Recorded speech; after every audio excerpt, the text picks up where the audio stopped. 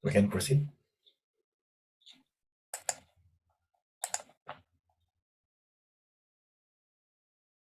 Good morning, everyone, and welcome to UNDP's launch event, a call to action for transformational approaches to advancing gender equality in crisis settings. My name is Marissa Khurma, Director of the Middle East Program at the Wilson Center and the moderator for this event. Today, UNDP launches the 10-point action agenda, a new strategic framework for UNDP's gender equality work in crisis settings. I'd like to welcome Assistant Secretary General Asako Okai, Director of UNDP Crisis Bureau, to give her opening remarks and tell us more about this forward-looking agenda. The floor is yours. Thank you, Melissa. Excellencies, distinguished guests, ladies and gentlemen, a warm welcome from New York. On the occasion to mark the annual Security Council open debate on women, peace, and security, it is my great pleasure to present to you the 10-point action agenda for gender transformation in crisis, which UNDP has developed as a part of our new framework for development solutions for crisis and fragility. In short, UNDP's crisis offer. I would like to thank my dear colleague Arthur Lanier, Assistant Secretary General of UN Women, and all the panelists, partners, and participants who are with us in this event. Today, we are confronting a perfect storm of evolving threats. None of us imagined that this is where we would be when we drafted the 2030 agenda just 7 years ago. All of the indicators that should be pointing up are down. The Human Development Index went down second year in a row. That has brought us back in 2016 levels. Global peacefulness is at the lowest level since the Second World War. Climate emergency is accelerating. Violence and discrimination are on the rise, while inclusion and participation are declining worldwide. Military spendings are soaring, while investment in human security and women's protection are shrinking. Distinguished participants, a significant change, of course, is necessary. Traditional forms of crisis response and recovery are no match for the magnitude and complexity of these multidimensional challenges. UNDP believes that today's crises are rooted in multidimensional development deficits.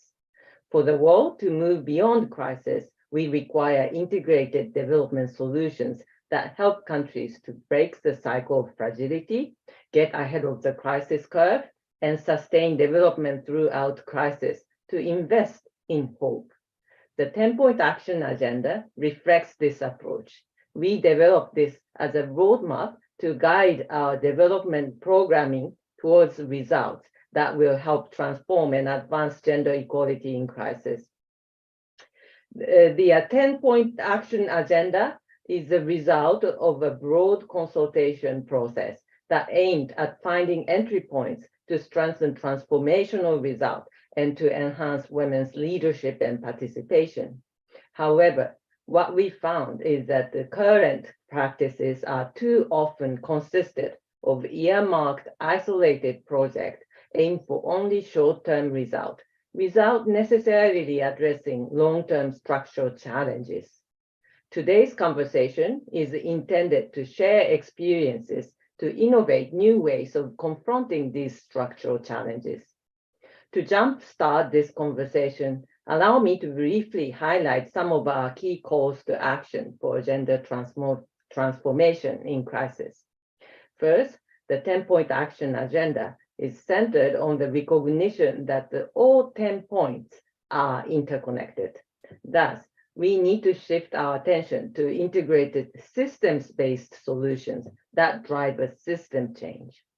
For example, based on recent pilots and analysis, we know that when properly integrated, women's economic empowerment and responses to gender-based violence can accelerate women's access to leadership, enhance resilience, better access to justice, and inclusive governance.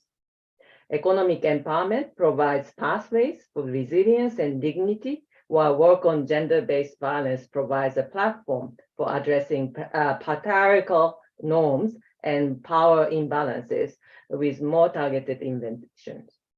Second, we must continue to prioritize meaningful participation and leadership at all levels.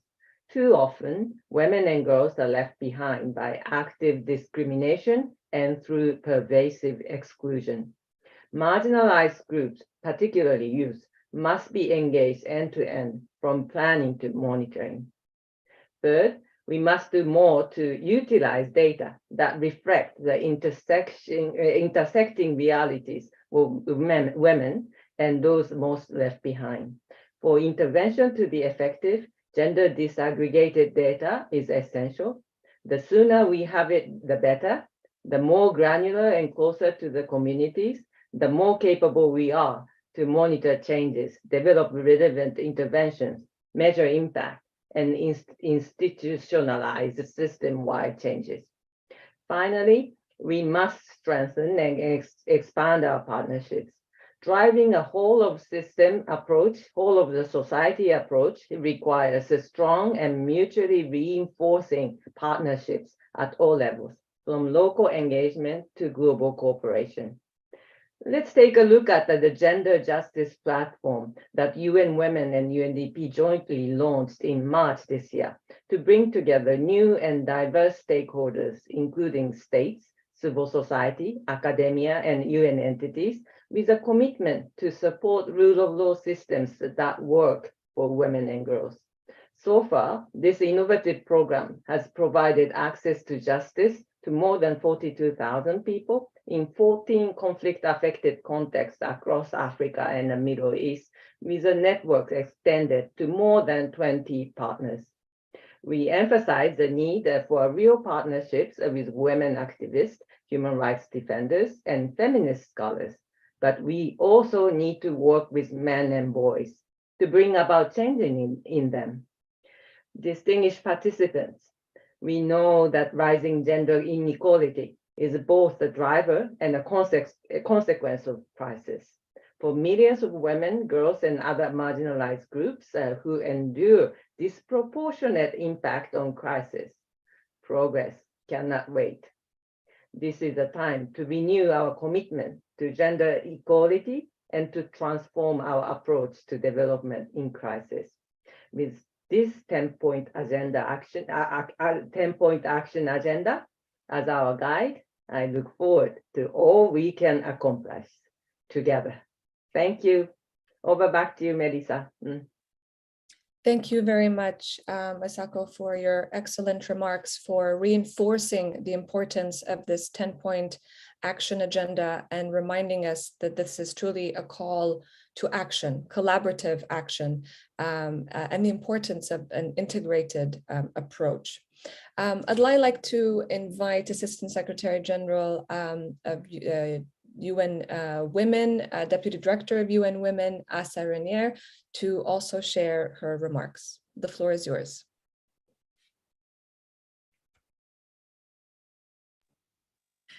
Thank you so much, Marisa, and thanks again to UNDP and ASACO, most of all, for your leadership on this.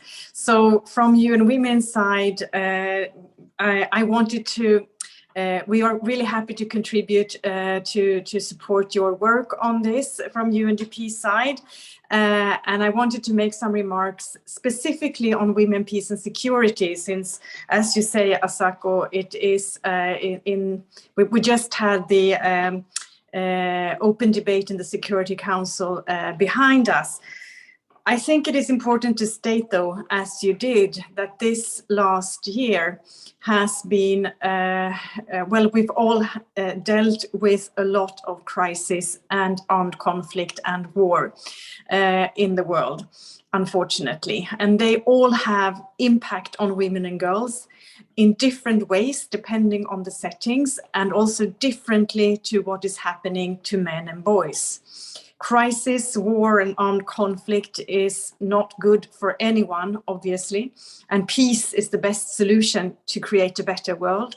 But we do know that when armed conflict is there, it does have a different and often harsher impact on women and girls.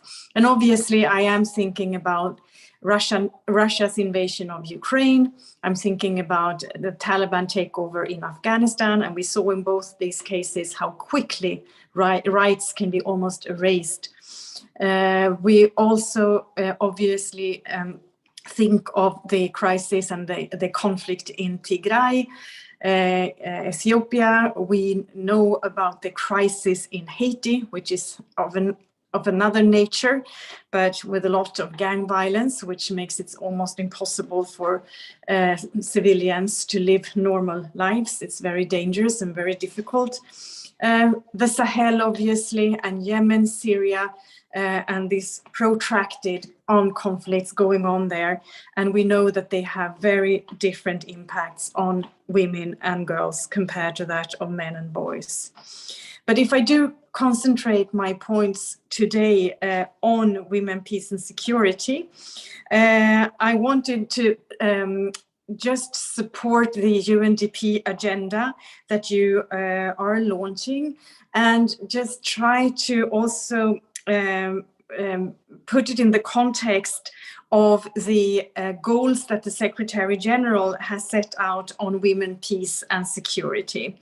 And as you know, UN Women coordinates the work on women, peace and security in the UN system. And we also prepare the Secretary General's reports for the open debate every year.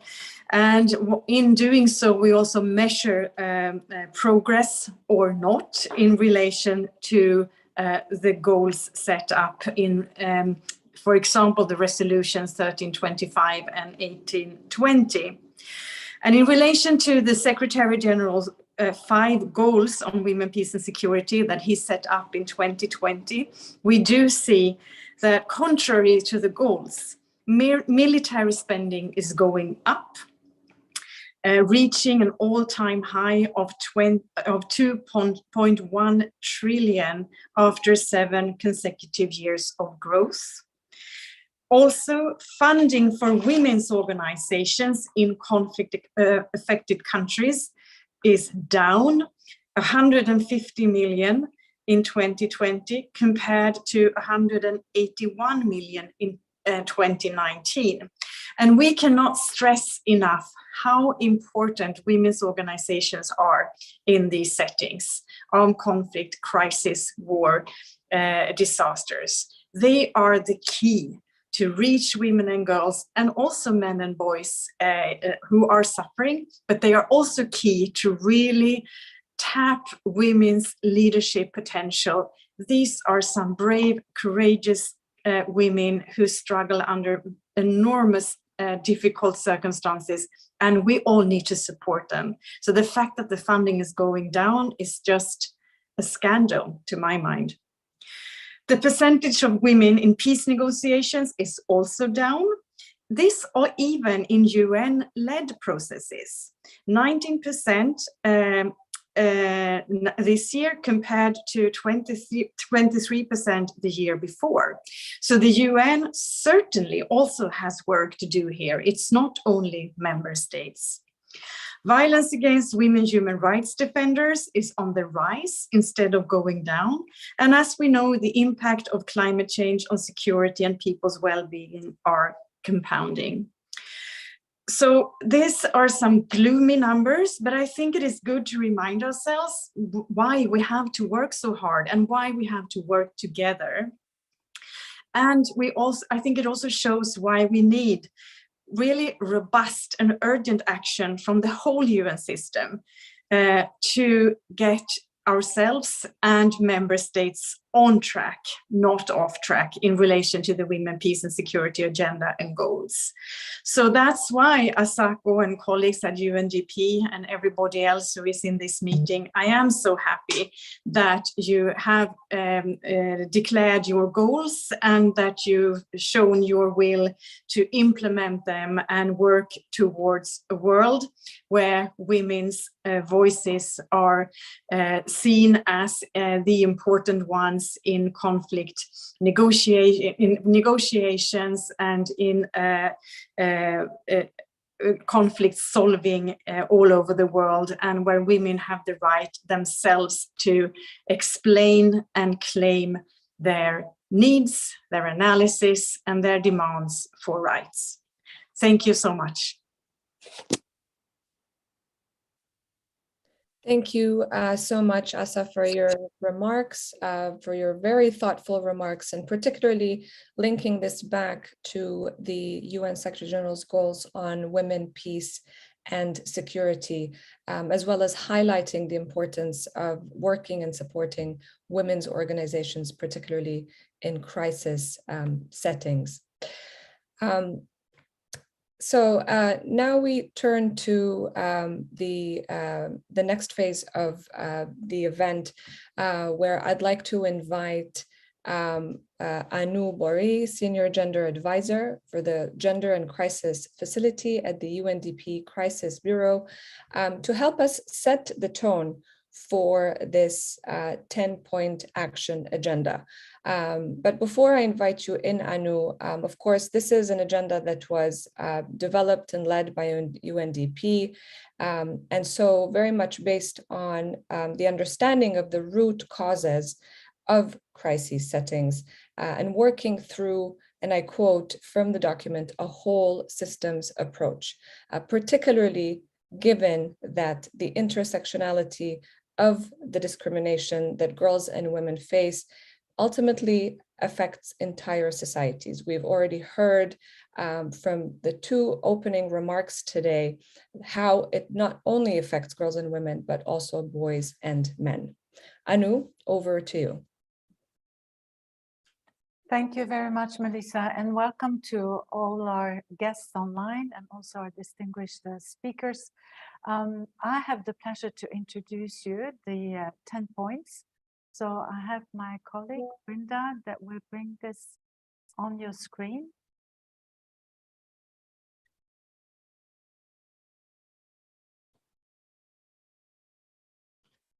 Okay, thank you very much, Brenda. So I'm not too sure how well you can see it. It was supposed to be an action picture, but it wasn't possible to introduce this in this particular presentation. But as you see, there are 10 points there, which are the ones that we are referring to. Unfortunately, the initial infographic that we had set out is not working, but that's okay. They are numbered, but that doesn't mean that there is any specific line of priority in this numbering. As our previous speakers have identified, what is really important is that all the elements of the 10-point action agenda are interrelated. So the whole is greater than the sum of its part, and together they provide the elements to drive a transformation approach to advancing gender equality, in crisis settings. So I have the 10 points here, but they're also being placed in the chat so everybody can follow it. We go from a call for ending violence, both in conflict settings, meaning conflict-related sexual violence, but also the high rates of gender-based violence that we see in crisis setting, to advocating for increased focus on women's leadership in discussions related to peace building, also in crisis setting, in being part of setting the agenda to prevent and respond to crises around the world. Also to listen to women's voices and appreciate their contributions and their knowledge in identifying best ways forward. Of course, we have references to the access to justice and security and the right to identity for all people, including refugees that are moving between countries. The immigration flow is immense in times of crisis and has an impact across the globe. We're also referring to the importance of transformational livelihood programs and economic empowerment work. We are looking at supporting governance that are fully inclusive, especially also starting from the local level. We are enhancing our financial contributions and asking all our partners to join us in that effort. And last but not least, a key element which was also raised by Asako is the importance of data to underpin the evidence.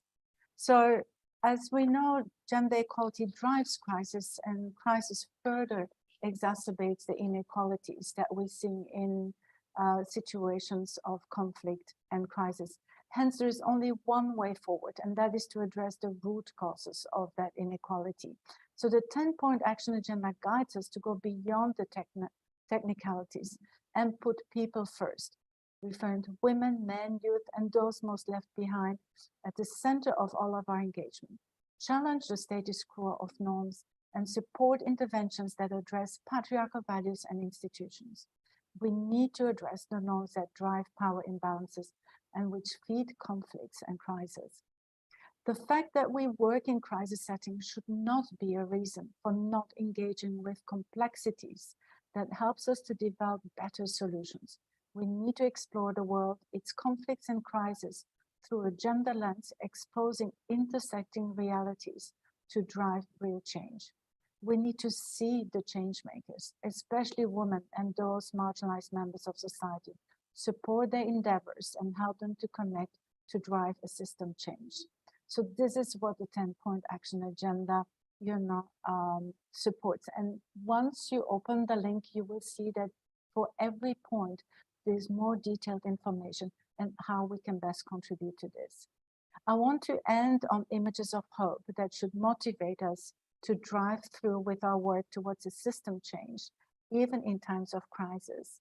And here we're seeing a woman from Sudan standing up and leading the protest against the change towards undemocratic government settings. We have the voices of resistance in Iran, and I hope the image will come up, followed by an image that really showcases the level of resilience that people are showing in Afghanistan, and where with out of the norm, people are engaging with new ways of reaching young girls with education. And so this is an organization, an NGO in Afghanistan, who is really moving this work forward. And as change makers, we ought to really support them in every possible way. So there is hope there, despite all the challenges currently facing the world. So thank you very much, and I hand over to Marisa. Thank you so much, Anu, for leaving us with food for thought, but also ending on a message of hope. These images are very powerful, reminding us of the possibilities of what can be achieved. particularly guided by the 10-point action agenda and how it can be activated through collaborative action.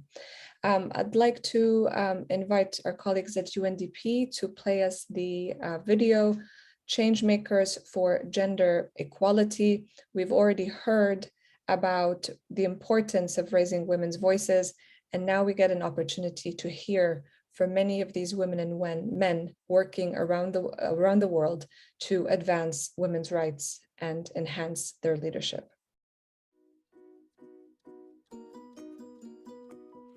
In 2020, UNDP, in partnership with UN Women and with the Women's International League for Peace and Freedom, led an online consultation on engaging women in economic and political decision-making in conflict and post-conflict settings.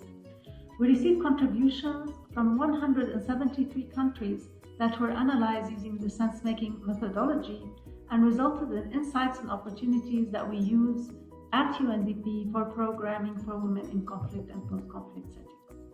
Gender transformative change based on the non-violence communication model is about increasing the capacity for empathy within human beings, in our case, traditional elders in Somalia.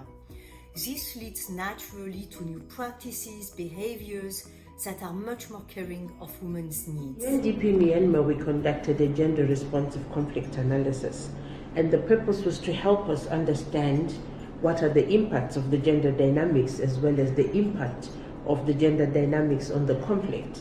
This has also helped us not only to understand, but to help inform our future program. Women in a remote Yemeni rural community where men yield economic and decision-making power organized themselves with the support of UNDP to become solar technicians.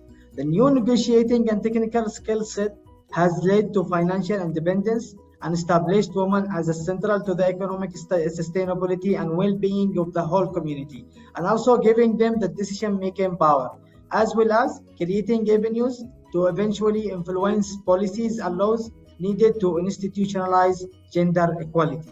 With a 10% increase of the overall budget of an economic recovery project, UNDP was able to integrate into the training component a module dedicated to discussing with the women beneficiaries and their partners and the community leaders power dynamics in the household, in the communities, and more broadly, gender-based violence. And the results were transformative. Just to give you one example, the dropout rate of women beneficiaries was reduced by half after a 20-month intervention. So that is transformative, and that is the future of UNDP's project in conflict settings.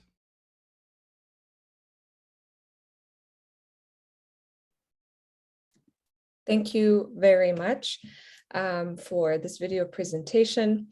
I'd like to now turn to more change makers. One of these change makers from Afghanistan is here with us today, Mahbouba Siraj, who's a women's rights activist and journalist. Mahbouba, thank you so much for being with us today. Thank you for your time. I wanted to invite you to not only comment on the 10-point action agenda, but I wanted to also pick your brain and take advantage of your experience as an activist from Afghanistan. You've been working in this sector for many, many years. So how can you see this 10-point agenda, after what we've heard this morning, be deployed to address some of the challenges, the myriad challenges that girls and women face, particularly in Afghanistan today? Good afternoon, because where I am, it is the afternoon. And thank you very much for inviting me. Thanks, Marisa, for having me, and also Anu for inviting me to be here. I do have a few points that I would like to share with you, and it has been something that I've been wanting to do for a long time. Because first of all, before going into anything else, I want to tell you that the kind of help that the world needs right now, and we are getting it, especially in some parts of the world like Afghanistan, it's accepted to come through United Nations and a lot of the development through UNDP. So your position in the world is rather unique. But the most important thing is that is for the people in the UN and the people of, in UNDP to know that uniqueness and to know that you are in a situation that only you can bring about some of these changes and not anybody else, because the governments don't want it, or like the way the Taliban right now are accepting only from you guys and nobody else. The women of Afghanistan right now, we are in a very, how shall I say? We are not in a very good place. We are actually in a terrible place. We are being erased completely by the system that is running our country. We don't exist. They don't want to see us. They don't want to talk to us. Nothing. They don't want to hear anything about us. But we exist. There is about 19 to 20 million of us in Afghanistan. And if the population of Afghanistan is 40 million, we are half of it, which is 20. And if it is less than that, we are half of that. And not all of us left the country. Not all of us can leave the country. So we are going to be staying in Afghanistan. But we are really facing a lot of challenges. As a woman that has, has been the voice of the women of Afghanistan for the, like amplifying the voice of the women of Afghanistan for all of these years. And right now, from the time the Taliban, came to Afghanistan, I've been here. There is a lot that is happening with, UNAMA. I'm glad that they are there. United Nations, I'm very happy that they are there. UNDP, I'm happy that they are there. But there is a lot that needs to be done, honestly. The way that the work was done, like before, when UNDP was in Afghanistan, the same old system does not work anymore. Because right now, at this point, is a reality that I want everybody to know, that the women of Afghanistan are the only force and power standing in that country, raising their voice, doing everything. They are the change makers of Afghanistan. Whether we want to believe it or not, whether we like it or not, whether the world likes it or not, whether they really want to stand next to us and help us, I don't know, and I hope they do, but we are that. And for that, we really need help, and we are not just women, organizations, trying to get help. The world really should see us as the change makers that we are, and really should help us according to that, what they can do. And for that, we really need assistance. For example, there are tons of the development projects that are happening through UNDP. Giving it to a woman organization is not the priority of UNDP at all at this point. It's been moving in that direction. Everybody's pushing it for it to go, at least in Afghanistan. Yes, everybody is pushing it to go, maybe, but there's a lot of people that are not, because of the very simple fact that the work with the woman organization is more difficult. The reason why it is difficult, because the Taliban don't want to work with us. The Taliban actually they are stopping us. They are stopping working with the women organizations. They are not giving us any permission. They are not doing anything.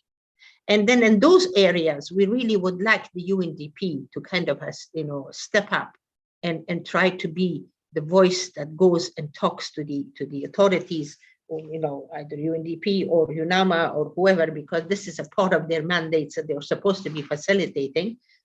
And they have to do that and see if they can help us, get the permit that we need and get whatever we need to do the work. But instead of that happening, especially the gentlemen that are working in Afghanistan, for example, and they have been with UNDP for quite a while, and now, although there is a new group of them, but the mentality is the same thing, and they really don't want to help that much, and they rather give it to a man, and that makes it a lot easier for them to do the work. But that's not the way the change is going to happen in Afghanistan, and I want UNDP to know that. It's very, very important.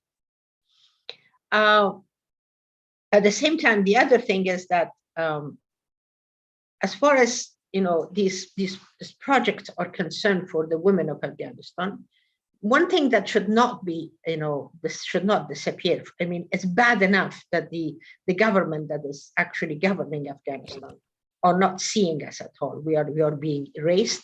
but we really would like that to be for the international community and organizations. We would like that respect and that recognitions to be given to us, and for us to be treated properly as a partner, not just as a because there's a certain way of dealing with the Afghan woman that a lot of the very big NGOs have been doing that.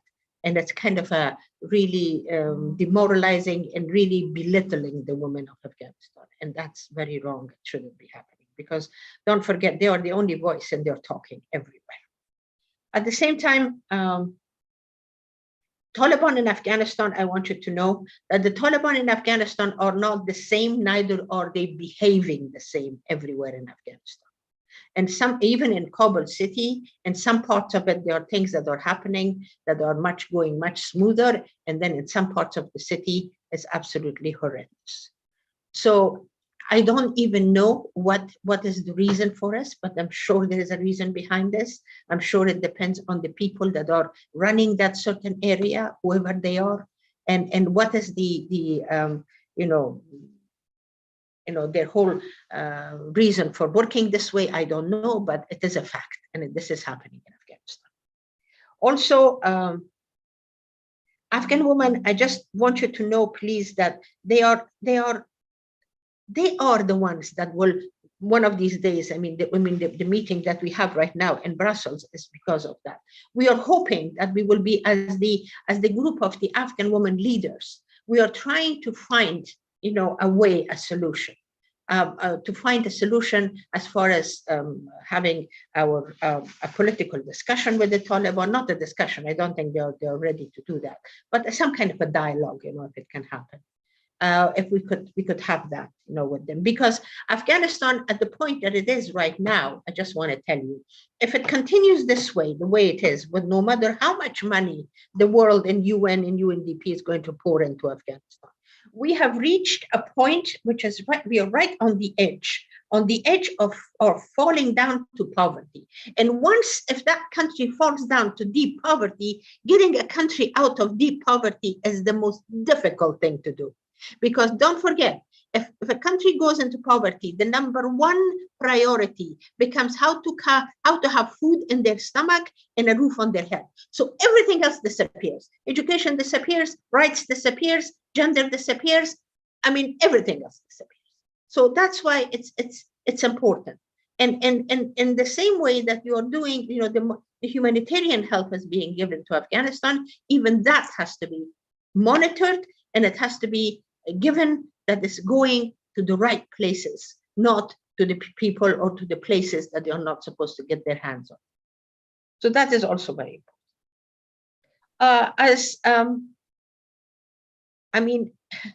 The women of Afghanistan are they really need to engage with the Taliban. I am, for example, right now, not only me, but there's quite a few others. We are in one way or another engaging with the Taliban somehow. Right now in Afghanistan, their human rights director from the Ministry of Interior is in touch with me because of that shelter that I have, and I need to run that shelter, properly, and with the permission of the government of Afghanistan.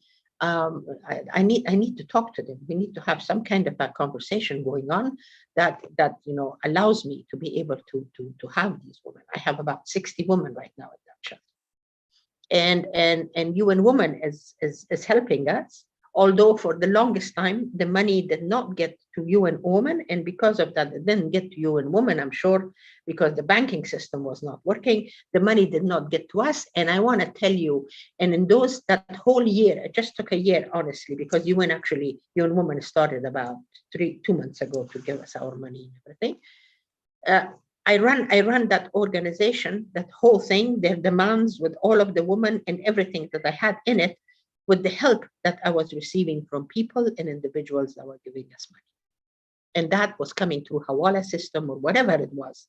But we were doing it because, we found a way of making it possible. And I also would like to say something else, which is something that I've come across, and it's been really, important to mention. the projects that you're having, or the programs that you're working on in Afghanistan, naming it or representing it to the government, we have to change it, change the whole approach in a certain way, because right now they're not accepting that. The Taliban are not. For example, social cohesion for the Taliban means something completely different.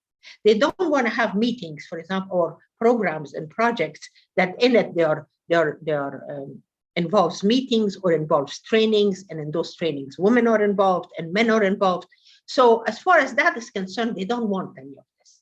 But it's not that we don't want any of this. The women of Afghanistan, they want to be there, and we have to be there. We have to be there. Because if we allow this to happen, we are really going to be completely erased, because that's something that they would love to do to us. But women like, like my sisters, the ones that they were there today, and I listened to them, they were in EU office, and quite a few of them have their own NGOs. I swear to you, they are the most amazing women I have seen. I mean, there were a lot of the women NGOs with us that were working right now. They are not in Afghanistan, but this group of women are staying in Afghanistan. They are working, and they are phenomenal. And they are really, really a joy to be working with. They are the change makers. They are the ones that are going to bring about all sorts of changes. And they're listening to their opinion, listening to their input is very important.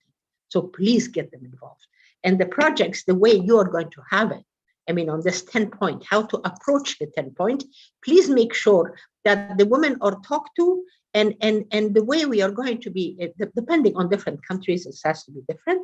In Afghanistan, we have to be very careful to present it in a way that it will be easier to be swallowed by the Taliban or de facto government, because the de facto government is not an easy one to accept all of these things. And so this is what I'm trying to say, that it's happening. I just want you to never give up hope in us, please, and about the women of Afghanistan. We are very powerful, and I want that to say to Ms. Asako always also, that we are powerful women. We are the change makers. We are going to make things happen. The only thing that we really do need right now is the support of the world to give us support. Because if you don't give us support, then it's going to be difficult for us to actually do the work that we really are so ready and so in reality equipped to do it.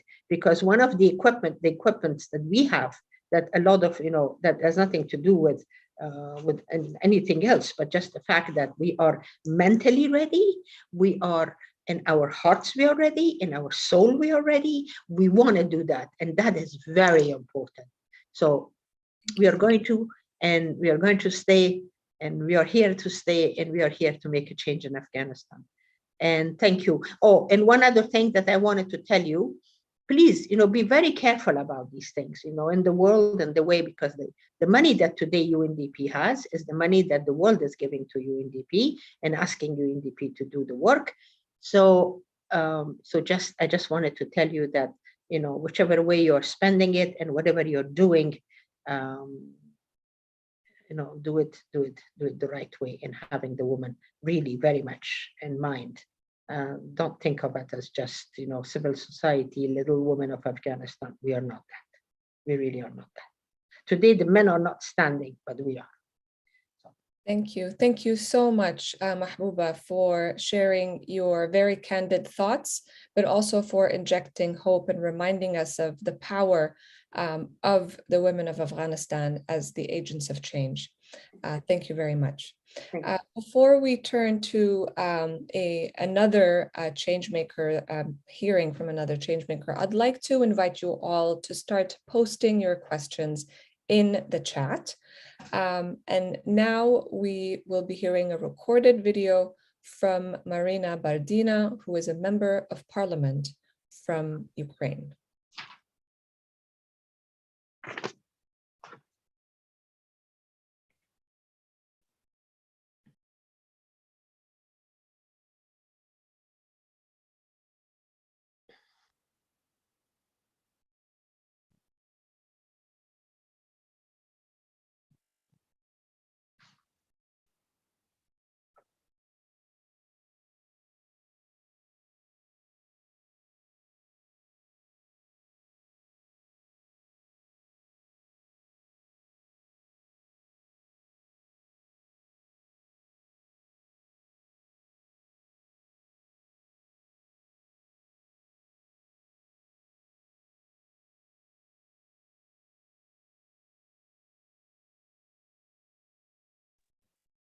So we are trying to connect the video from Marina Bardina, who's a member of parliament from Ukraine.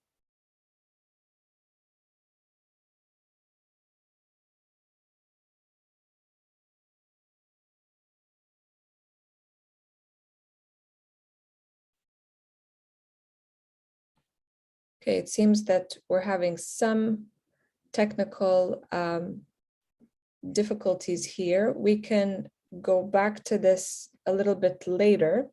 So without further ado, I think this is a good opportunity for me to start inviting our panelists to kick off the discussion on the 10-point action agenda, starting with Dr. Henri Meritinan, lead associate with Gender Associations International in Berlin, Dr. Stephanie Seguino, professor at the Department of Economics at the University of Vermont, Virginie Blanchard, Judicial Affairs Officer for UN SOM and UNDP in Somalia. Thank you all for your time today. And once again, a reminder to all of the guests here today to post your questions in the chat for the Q&A segment. So Henri, we can start with you to perhaps comment on the 10-point action agenda. How can the key elements of this agenda and the approach, the integrated holistic approach that it includes, help UNDP and other actors within the UN and beyond to address the root causes of gender inequality and gender-based violence, particularly in crisis settings? Great, thank you very much, and thanks for having me here. And apologies, I think the UNDP logo is a mirror image in my background, but it's technology for you. I was going to approach your question by focusing on one of the key 10 points that have been raised, and it is a very holistic approach, and won't have time to cover everything, but I did want to sort of use the entry point of data to really talk about how this agenda can be moved forward and give some examples first of some invisibilizations and areas where there's a lack of data, and then wrap up with an example of cooperation between UN Women and UNDP on a particular set of data analysis that was already mentioned by my colleague Jifare Dube in the short video that you saw. The issue I want to focus on is how we better use gender data for peace building needs and for understanding conflicts. And data really is, in my opinion, essential for integrating gender effectively and understanding the context that we're working in, not only in terms of sort of the analytical insights that it gives us, but also to make the really important political point that gender is essential to the way in which conflicts play out across the planet. And oftentimes the first question that comes up when we face resistance to integrating gender perspective is, where's the data? And for that, you really have to have that data to be able to make the case why women's and girls' needs, particular needs need to be addressed, why, for example, patriarchal norms need to be addressed, why LGBTIQ persons have particular needs that need to be addressed. So for that, we really need much better and definitely better disaggregated data. And it is sometimes shocking to me how little of the data available still continues to be not sex disaggregated at a minimum. So that would be a first step. But we also need to go beyond just looking at sex and looking at sex and age and class and location, marital status, and using sort of an intersectional lens to make sense of gender needs in conflict and peace building contexts. We also need to do, I think, a better job of bringing together qualitative and quantitative data. Without the quantitative data, we don't know how widespread certain phenomena are. Without the qualitative data, however, we can't put that quantitative data, those numbers, into context. So we really need to have both, and we need to make better use of various data sources and go beyond some of the usual ways of collecting this data, which often tend to prioritize elite informants, people from capital cities, and then really try and get sort of broader sense of what's happening in different conflict contexts. And I think one really important area here, and I'll talk a bit more about this later as well, is partnerships, both within the UN system, where you have a lot of different actors collecting different kinds of data, but also working together with the local partners, with local women's rights organizations, with local LGBTQI rights organizations to get some of those insights, and also have real partnerships in collecting, understanding, and accessing that data. So talk briefly about a couple case examples. Two of them are about data gaps. One is a data gap where there is very little information available because of active invisibilization of this group. And the other one is kind of the complete opposite, where the group in question is anything but invisible, but the gender norms around their behavior are invisibilized because they're so normalized. So the first data gap that I will talk about is the lack of data on gender-based violence against gender diverse women. And this comes out of some research I've been doing together with a Lebanese organization in Syria, Lebanon, and Turkey. And what we found is that in looking at conflict-related sexual violence in the Syrian context, much of the data focuses on men's experiences, and any kind of experiences of LGBTQI violence has then often been folded into these broader narratives, looking at cisgender men's and heterosexual men's experiences of sexual violence in conflict or in detention. So gay men's and trans women's experiences are conflated with cisgender men's experiences. There is data on women's experiences of gender-based violence, often coming from NGOs, coming from also from the humanitarian sector, but mostly this data against women, on GBV against women, is not disaggregated by sexual orientation and gender identity. So we have a gap on both sides of very little information about lesbian, bisexual, trans women, trans men. And what data we do have, for example, in Turkey from service providers, then tends to be not on Syrian women, because Syrian women often are trapped in, Syrian LBT women are often trapped in forced marriages. So what we then try to do, and happy to talk more about this later, is to do multi-sided data collection with service providers, direct interviews, focus group discussions, and surveys to really better understand these gaps in the data for a very, very vulnerable population. The kind of opposite area where we see gaps is looking at men, masculinities, and small arms. And here it's not a case of men being invisible, as to men being silenced, but rather the gender element, the role of masculinities is invisibilized. And small arms control is often approached as a legal issue, as a technical issue, but the gender element really often is missing. And this, in spite of the fact that men, by a huge margin, are the main owners and users of small arms. And they are also the majority of victims of small arms violence in most cases. However, women and girls and LGBTQI persons are often disproportionately affected by hate crimes, by domestic violence involving small arms, and in countries where there's relatively low levels of armed violence, the percentage of women and girls killed by small arms shoots up to a very high level. But looking at men and masculinities is not enough to understand the link between masculinities and guns. We really need to then better understand which kinds of men own weapons, own guns, abuse them, and why. What are the links of particular masculinities, particular notions of what it means to be a man that are linked to gun ownership and gun use? What is the role there between context, the setting? Is it an urban environment? Is it an urban informal settlement compared to a rural area? What is the role of socioeconomic class? What is the role of age and other factors that influence gun ownership and use?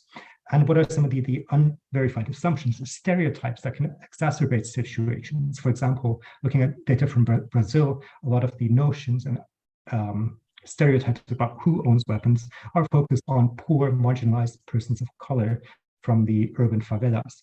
However, the majority of gun owners, legal gun owners, is not those men, but men from the middle classes.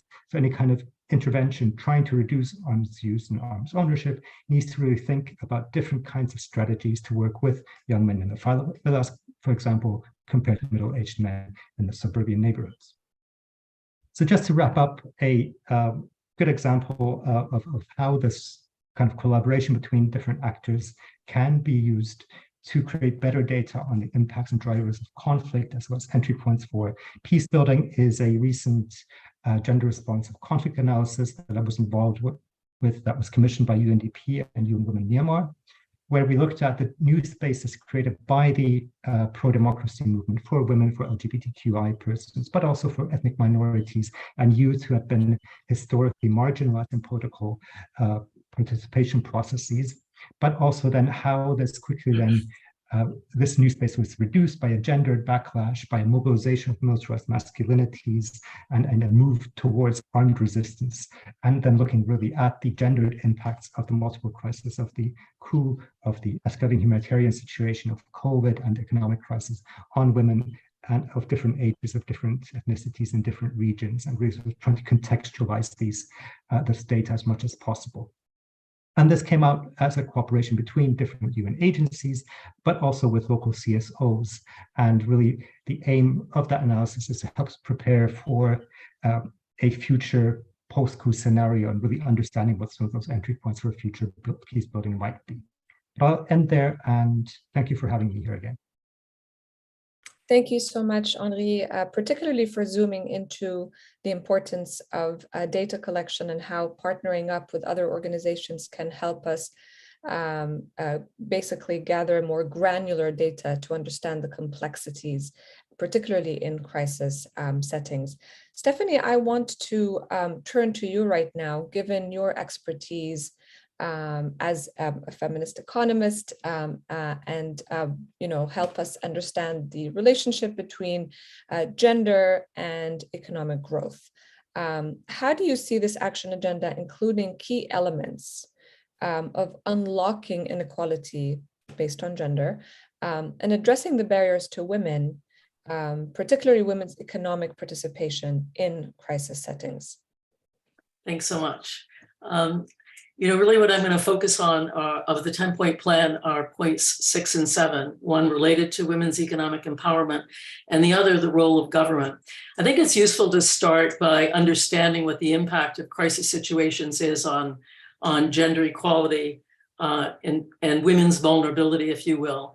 Women in crisis situations, their vulnerability in part relates to their lack of economic resources or their disproportionate access to and control over economic resources.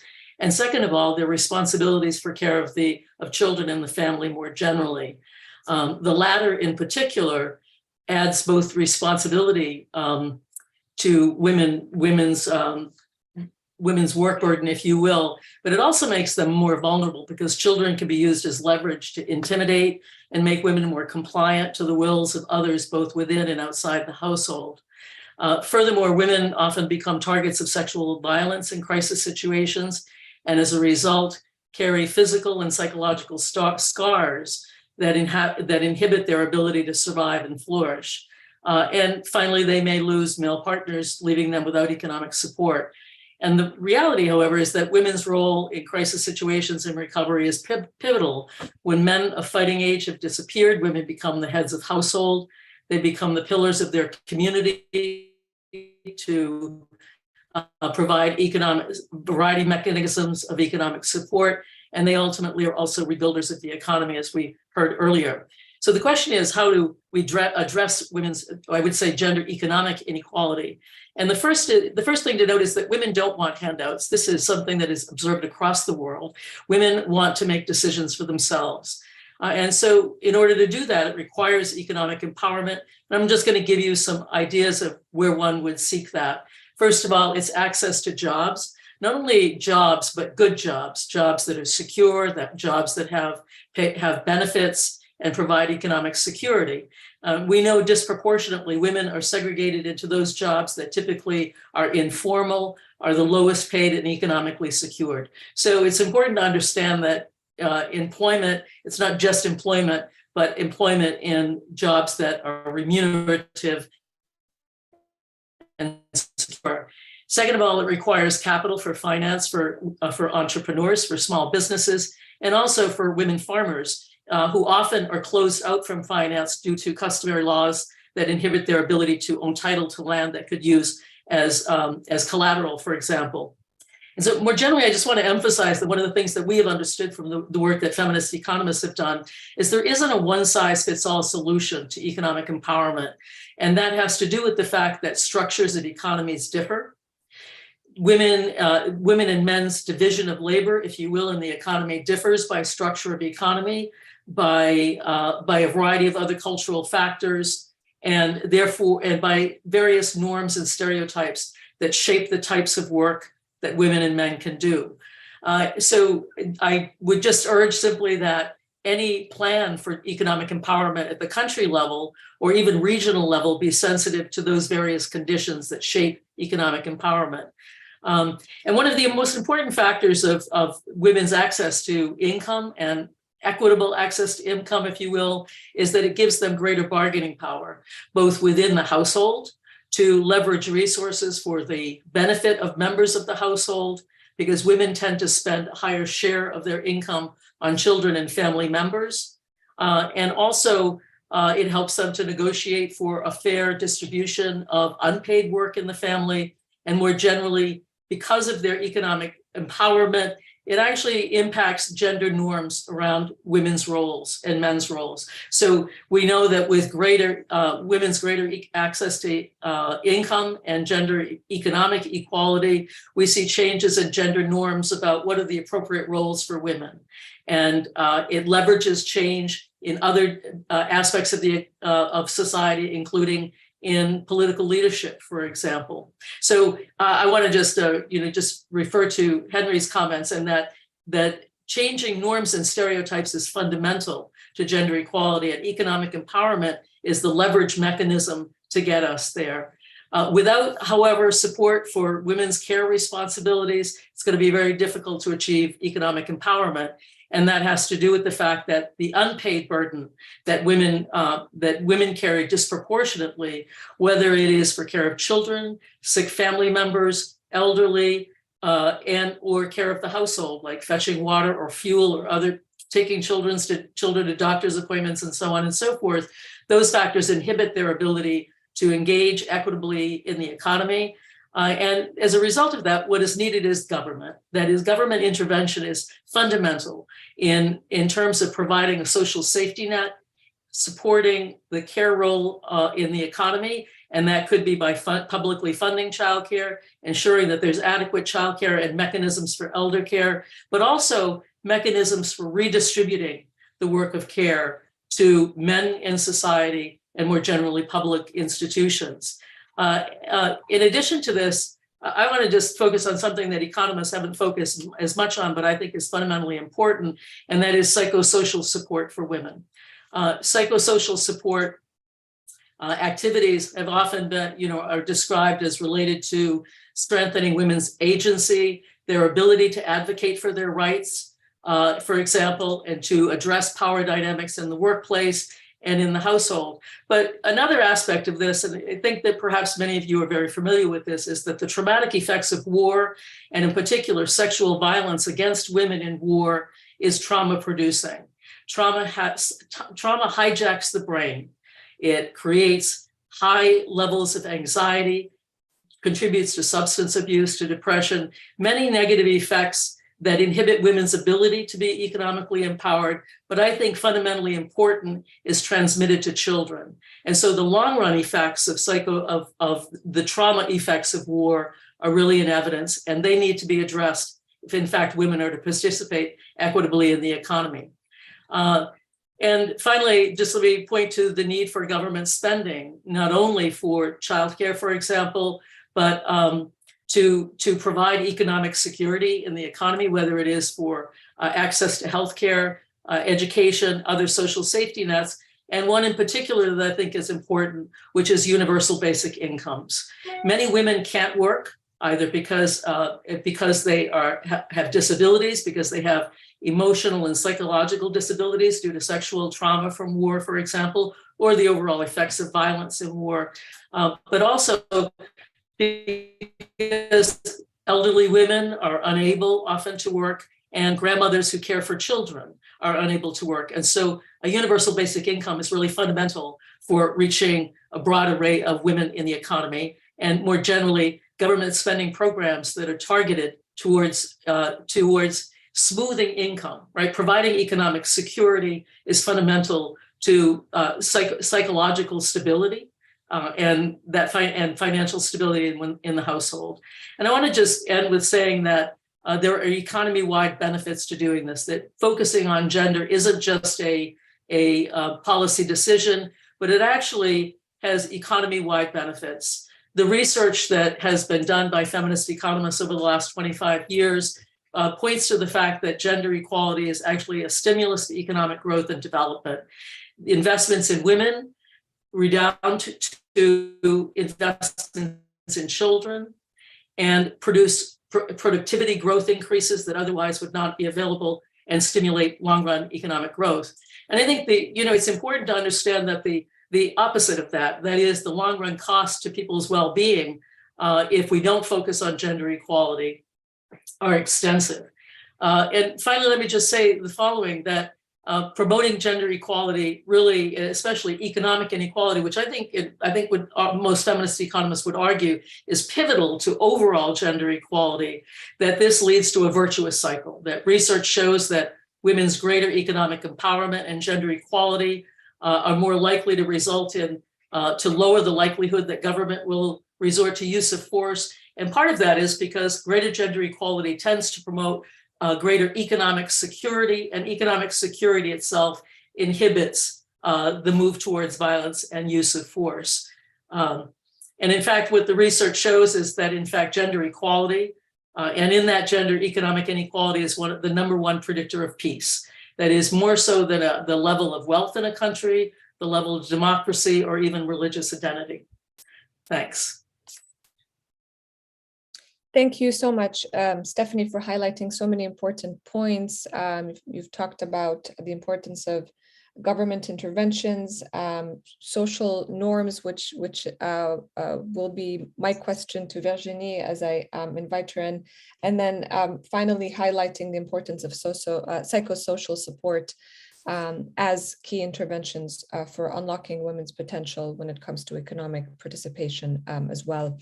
Virginie, I want to turn to you to tell us a little bit more about how this 10-point action agenda addresses this key barrier, the social norms, sociocultural norms, if you may, that play a critical role in influencing attitudes and behaviors towards girls and women in general, but more harshly, as we've heard from many speakers, in crisis settings.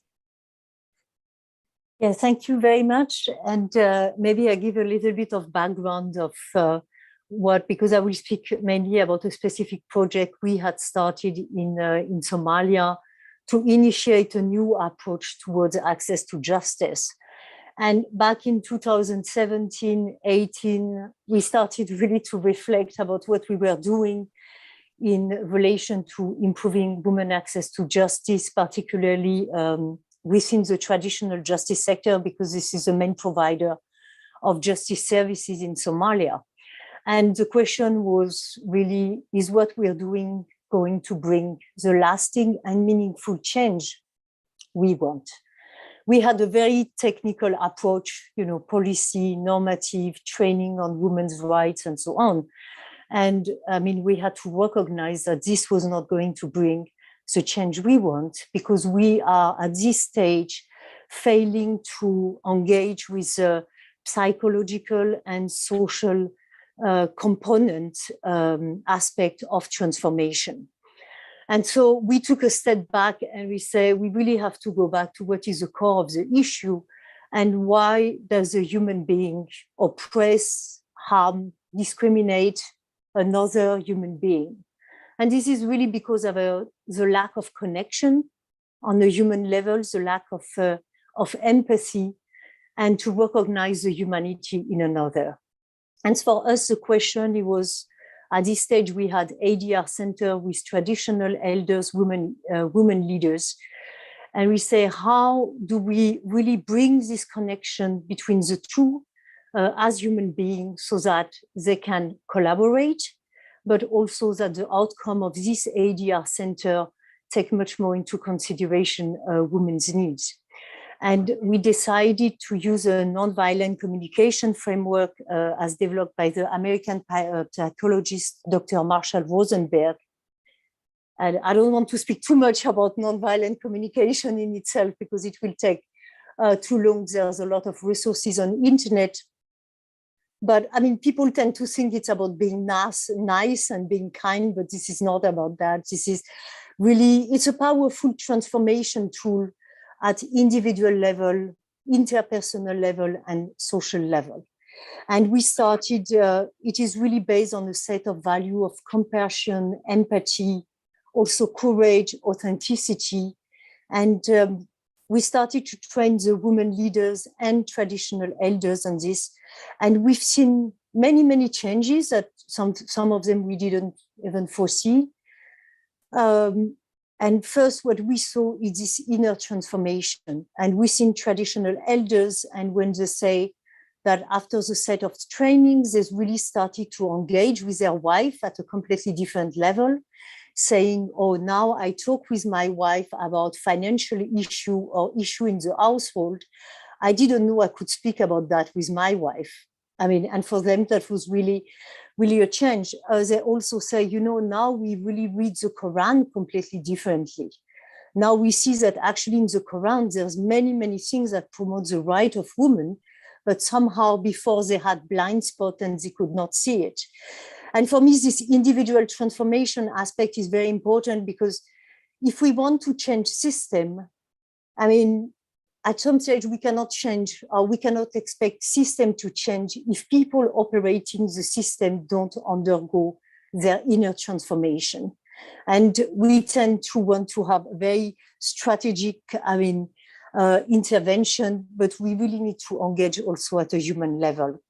And we've seen so all these changes in the ADR center with outcomes that they were taking much more the needs of women into consideration when solving disputes. They were also listening at a much deeper level. We can see the level of empathy of traditional elders really increasing. In terms of domestic violence, it was a very powerful tool to help people and men deal with their anger and look at needs below the anger so that they can express their needs in a peaceful way and couple to find a mutually beneficial solution and moving away from violence. And as we implemented the approach, it really became clear that NVC, so nonviolent communication, could be used not just for increasing access to justice, but it could support other action points on the agenda. And for example, if we speak about building psychological resilience, I mean, we live in society in Somalia where there's insecurity on a daily basis. People have to deal with violence. And of course, I mean, we also have to be realistic. We cannot have a psychologist behind every human being. But through our approach, we build a network of these women leaders who had skills in empathic listening. And of course, they will not be able to deal with high level of trauma, but in their community to help people to listen to people empathically on a regular basis when they experience incident of insecurity. And we know now about the healing power of empathy. And this can really help to build this psychological resilience. It can also, I mean, support what we've seen. It was not directly, NVC was not directly about challenging traditional model of masculinities, but by building the empathy within traditional elders, by connecting them with their own feelings, needs, actually it led to a new kind of masculinity where actually compassion becomes a value and something, I mean, an important value instead. And maybe I refer to envy instead of carrying a gun. and this kind of change. And it's a kind of a natural process, not really challenging that directly this model, but connecting, opening the heart of this human being to develop a new model. On women empowerment, for me, it was very interesting what we saw to help these women standing for their own needs, but not in a rebellious way, because often that will create backlash and more resistance, but in a way where they keep the human connection with the others and the empathy. And for me, this is really when we are the most powerful, is that when we can stand for ourselves, but by keeping the connection with the others. And by having, gaining these skills, they gain the confidence to speak in their community against female FGM. And they say, we didn't think we would be able to speak about that. And they really become an agent of transformative change within their community. And the way also the traditional elders recognize their role, and the traditional elders we trained said, now we're speaking with the other traditional elders and speaking about why it's important to collaborate with women. And they say it's not easy for us because the way we're seen by traditional elders now, but they're also ready to take the step. And I would like maybe to mention, of course, when we do different we adopt different approach, we also need to have different indicators because we are also, having a different impact for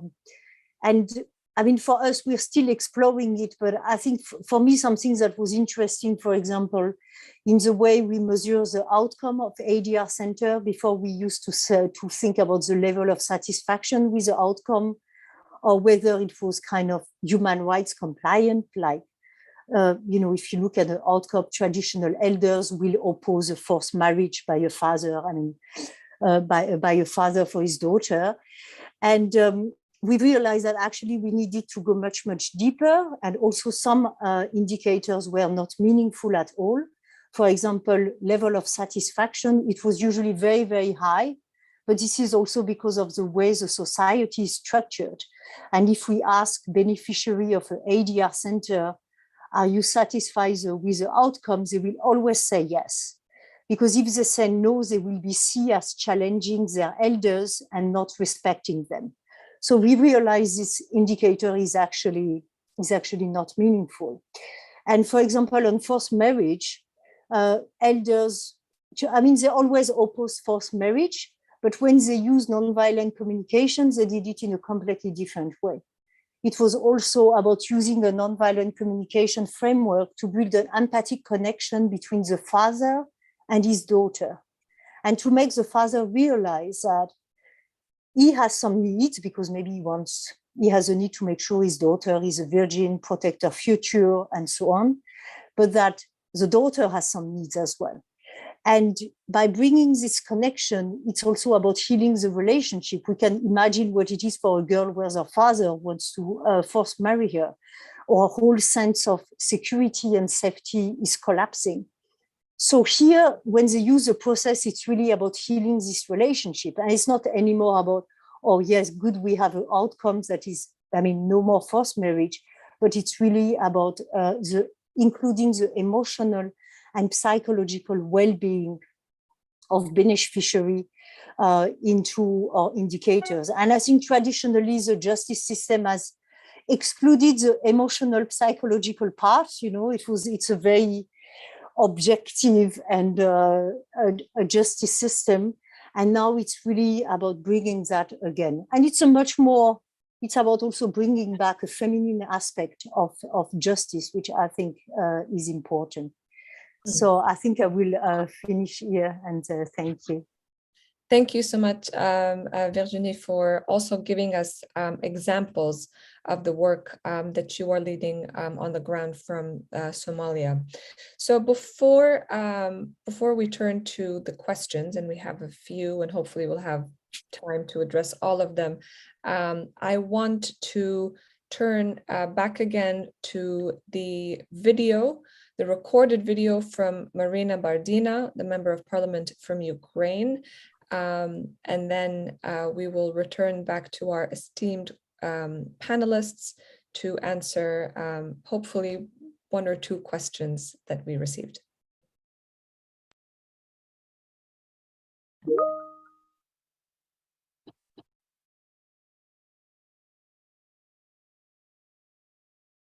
Dear colleagues, dear participants, thank you for this possibility to participate in today's discussion. Unfortunately, I cannot connect you online because Russia attacks civil infrastructure in Ukraine and we do not have stable electricity. But again, this is important for me to communicate, to tell you about gender equality, female participation and female leadership in Ukrainian politics and crisis management. I prefer to start with examples because they show how much and where women influence politics in Ukraine. Since the beginning of our convocation in the parliament, we adopted numerous legislative changes, and we started from electoral code because we understand that the representation of women in parliament and local councils help us to advocate for gender equality in general. And after the next elections to the parliament and to the local councils, we will see not less than 30% of women. So we provided this 30% gender electoral quota. Also, Ukrainian parliament has ratified Istanbul Convention, and we just have a strong state policy how to combat domestic violence and gender-based violence. But we faced a new challenge today because of full-scale Russian invasion into Ukraine. And today we are looking for tools, for mechanisms, how to support survivors of sexual violence committed by Russian soldiers on our territories. Police and General Prosecutor Office documented numerous cases of such war crimes, and we need to respond in appropriate way to support victims and witnesses of such sexual violence. We also try today to make changes in legislation to support women in Ukrainian army, because 50,000 women serve in Ukrainian army today. 50,000 women defend our territories, defend our people, and as we are on our way to the EU integration, to NATO integration, we of course prefer to adopt national legislation to the best international practices and support just ideas of gender equality in army. I also want to mention like a success story of Ukrainian government where many women take ministry position, and the results of their work, they help to us, like members of parliament, people from civil society, to have arguments, advocate for gender equality in different fields. And I just have some question from UNDP and want to answer them because one of them was about young women and youth participation in decision-making process in crisis management. And I want to say that today Ukrainian government is young enough. We have many ministries whose age is about 35 years. And the results of their work, the success of their ministries help us to advocate young people participation in Ukrainian policies. But again, it happens in Ukraine today. And I suppose that this is a good time for women and young people to participate in development of Ukraine. You know, we are just absolutely united in parliament, in country, and today everyone works to defend our country, and we all dream about successful future, about successful European future for our country. That's why for us extremely important to cooperate with international organizations and have this support. Proposed action plan is extremely important to advocate in public way, you know, because we have to continue to work with men to show men that gender equality is beneficial for both, not only women but also men. We need to support women on leading position. We need to support civil society, because civil society plays a strong role in Ukraine, and many changes happens thanks to their advocacy. You know, even Istanbul Convention in one of example of public civil society advocacy. That's why if I asked about possibilities of women to participate in crisis management in Ukraine, especially at this challenging time, I have to say that thanks to the participation of women in Ukraine and government, women have this possibility. And I'm sure that women will actively participate in rebuilding of Ukraine. Our first lady, you know, she becomes strong diplomat during this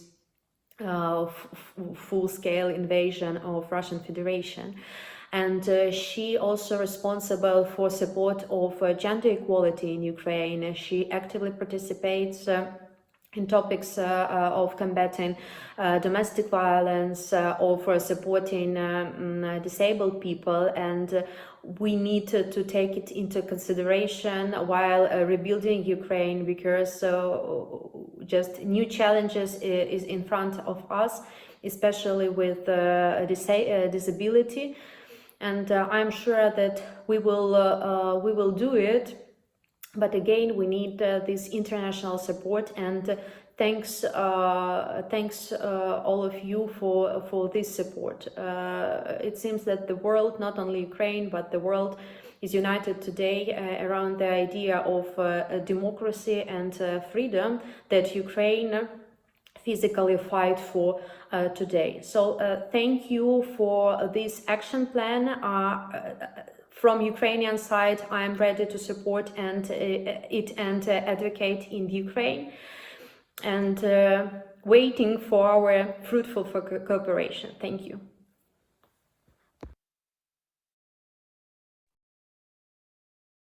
A very important message from MP Marina Bardina. So I want to thank all of you who asked questions. Unfortunately, we're running out of time.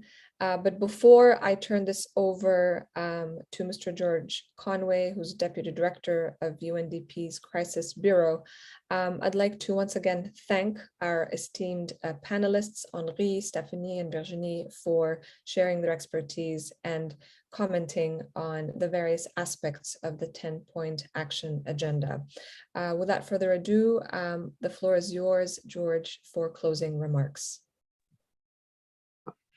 Tremendous thanks to all participants today, and regrets that we ran up against our time limit and weren't able to pursue the Q&A, because really good questions coming through. I want to deeply appreciate the speakers for bringing such incredible insight and experience to the table today, and especially those communicating from your countries around the extremity of the challenges and the tremendous adversity that you're facing. I've also heard the feedback specifically to UNDP, and we will take that feedback and do our utmost to live up to expectations. As many have said, this 10-point action agenda is a call to action, and it's a collective call for us to work together.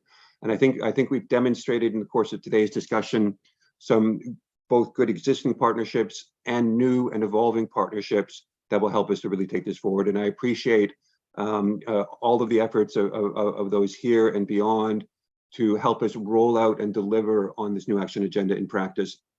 Let me, as we wrap up the session, just take an opportunity to express our commitment as UNDP to work with you to push this forward as robustly as we can. This for us is an important statement of where the organization sees the importance of our work in gender in both anticipating, preventing, responding to and recovering from crisis. It is integrated in UNDP's new and recently delivered crisis offer.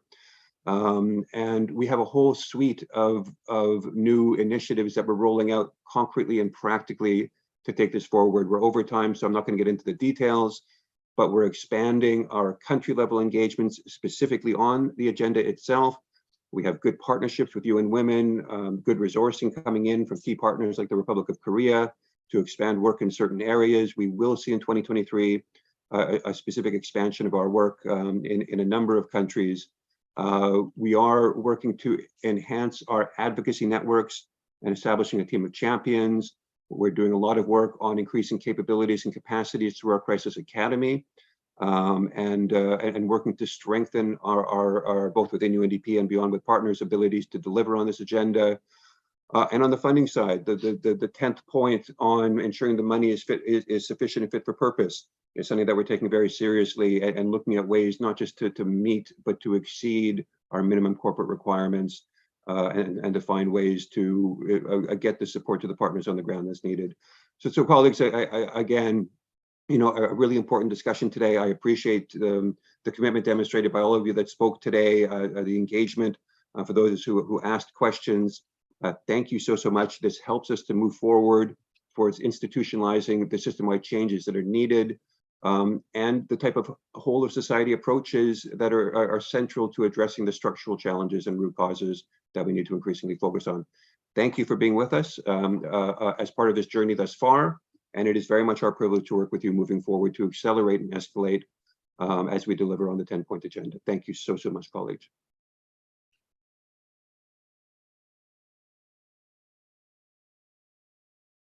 And with that said, I appreciate the participation today. Back over to the moderators and happy to wrap up. Thank you very much, George, for your closing remarks. Thanks to all the speakers and for everyone who joined today.